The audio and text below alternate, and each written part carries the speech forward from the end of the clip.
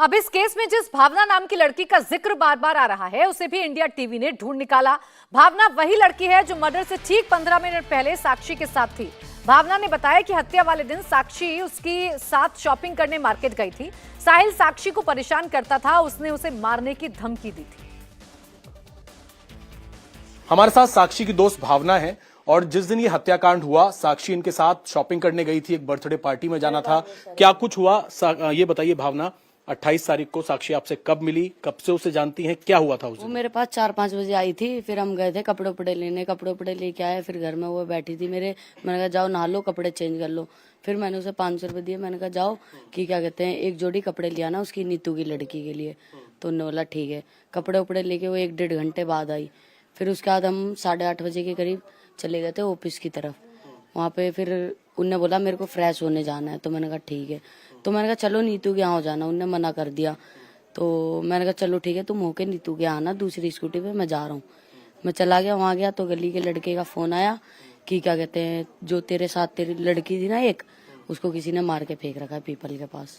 ये बताओ कि आप साहिल को जानती हो पहले से? जानता, 1-2 बार देखा है उसको, पर मेरे को साक्षी ने बताया था कि परेशान कर रहा है, मेरे को मारने उड़ने की धमकी देता है।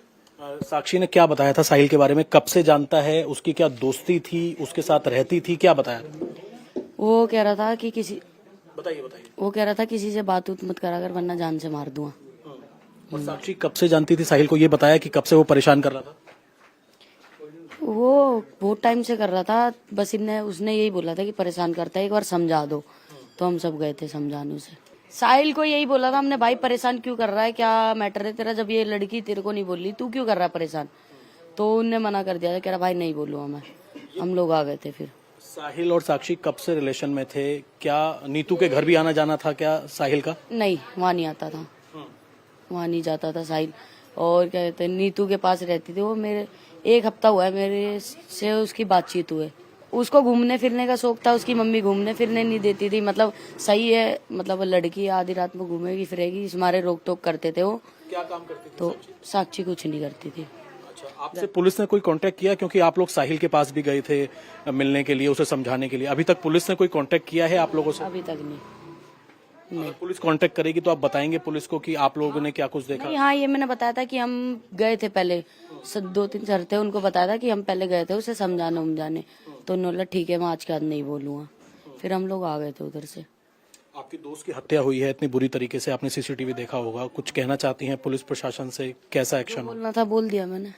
अभी पहले भी 2 बार आ चुकी है। एक्शन चाहते हैं आप? वो तो उसके आने के बाद ही पता चलेगा। अब जैसे साक्षी की न्यूज चल रही है वैसे उसकी चलेगी। तो ये भावना है, और जिस दिन ये हत्याकांड हुआ भावना साथ में थी साक्षी के। एक बर्थडे पार्टी में इनको जाना था, उसके लिए इन्होंने शॉपिंग भी की थी, और उसके बाद ये स्कूटी पे कहीं चली गई और बाद में इन्हें पता लगा कि इनकी दोस्त की हत्या कर दी गई है। फिलहाल इनका ये कहना है कि अगर पुलिस इनसे कांटेक्ट करेगी तो ये पूरी बात पुलिस को जरूर बताएंगे। अभय पाराशर ने साक्षी की एक और दोस्त आरती से बात की है, सुनिए।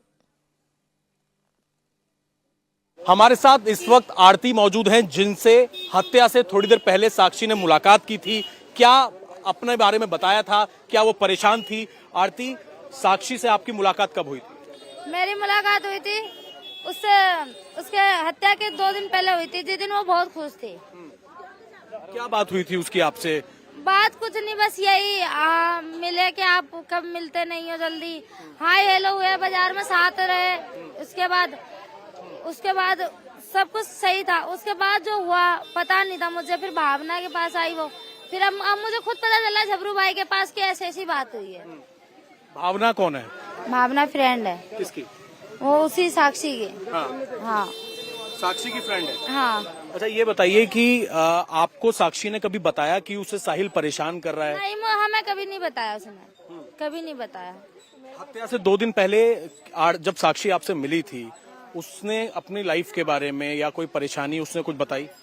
नहीं, उसने ऐसा कुछ भी नहीं बताया।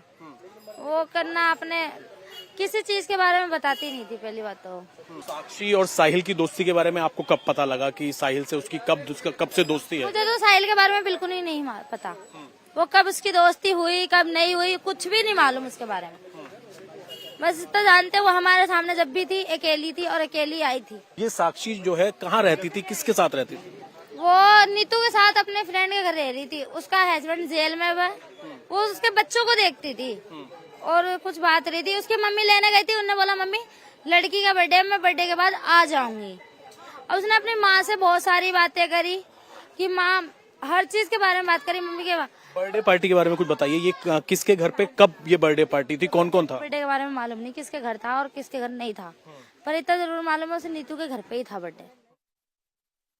इंडिया टीवी हर वक्त हर जगह डाउनलोड करने के लिए सर्च करें India TV news Google play store या ऐप स्टोर पर।